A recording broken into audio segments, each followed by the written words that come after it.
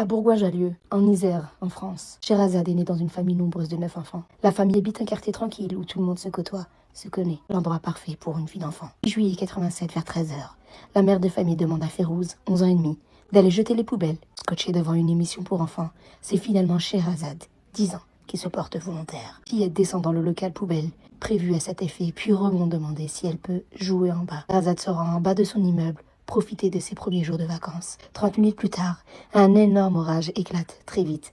La mère de Sherazade s'inquiète de ne pas voir sa fille remonter. Elle pense qu'elle s'est réfugiée chez un voisin. Et quand la pluie cesse, plus nouvelle de Sherazade. Férouz stocke chez quelques voisins en espérant retrouver sa petite sœur. Personne n'a vu Sherazade. L'heure défile et l'inquiétude monte. Férouz et sa mère continuent leur recherche dans tout le quartier. Enfin, des frères se rendent à la cabine téléphonique pour avertir les gendarmes. Ces derniers pensent que les gamins s'amusent. Faut arrêter de jouer avec le téléphone. Il n'est qu'aux alentours de 18h30 que la police, alertée par les voisins, se déplace, soit 5 heures après la disparition de la fillette. Après de longues heures de recherche, l'enquête se poursuit, mais sans indice, ni témoignage, ni aucun autre élément.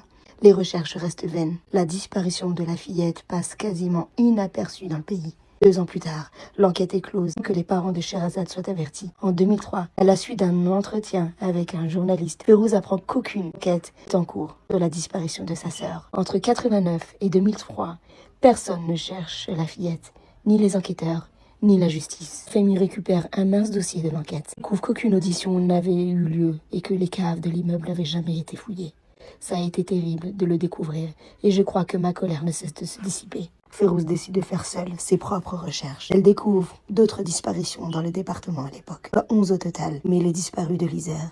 Ce n'est qu'en 2005, soit 18 ans plus tard, que Sherazade est inscrite sur le fichier des personnes disparues. 30 ans plus tard, en 2017, la famille est reçue pour la première fois par le juge d'instruction de Grenoble. Les parents de Sherazade espèrent encore son retour.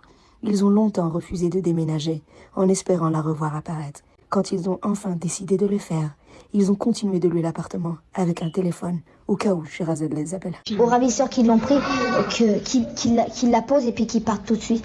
Nous, on veut notre sœur et c'est tout.